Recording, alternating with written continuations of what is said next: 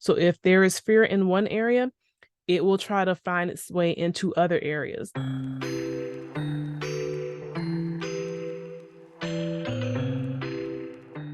As leaders, it's important that we are brave, that we're bold, that we're courageous, that we do the things that other people don't want to do, especially when we know that they need to be done. As leaders, one of the worst things that can happen is that we can succumb to fear. That is not a good place for us to be.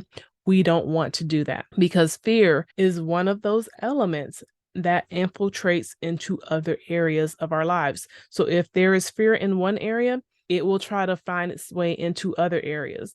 And so it really just probably is one main core fear that has been allowed to brew for a long period of time and then it's extended to other areas. We don't want to be fearful leaders. We want to be bold. We want to be courageous. We want to say, yes, I can do this.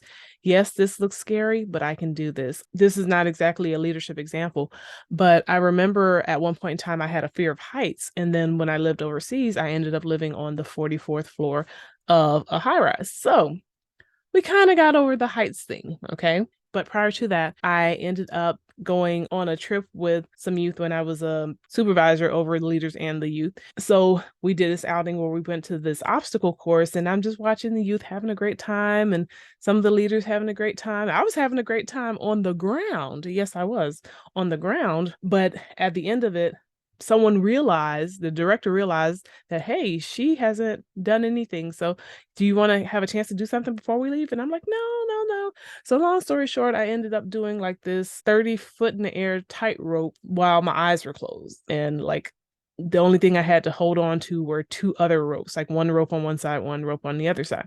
And I was afraid to do that at that time because I had to climb up a ladder and then I had to climb up these rungs on the tree in order to get up to the platform to walk over the tightrope and then walk all the way to the other side and then have to walk back to the middle before they could let me down.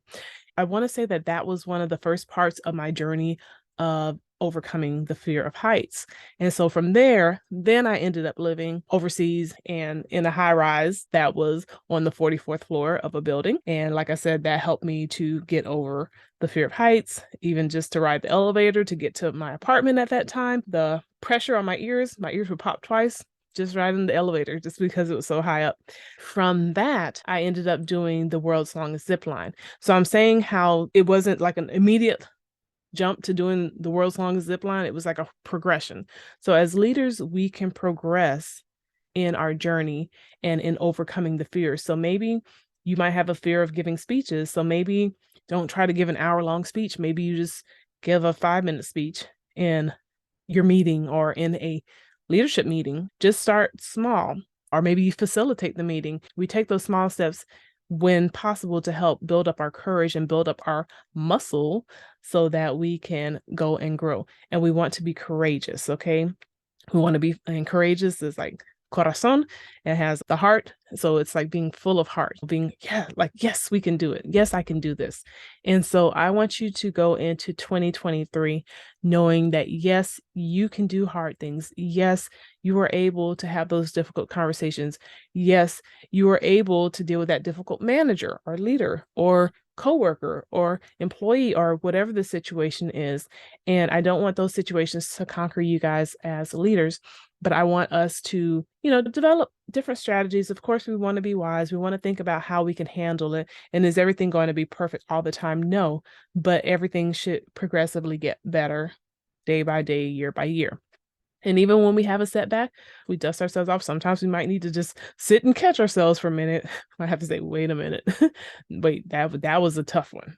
And just sit down and just be like, okay. And then once you gather yourself, you just pick yourself up and you keep going. Okay.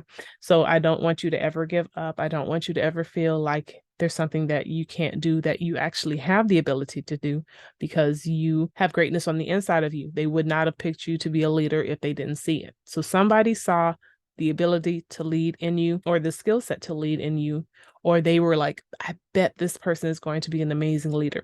And they trusted you with that position. So now it's up to us to say, okay, yes, I'm going to rise to the occasion. Yes, it may be difficult, it may be hard, but I'm going to do my best to be a leader.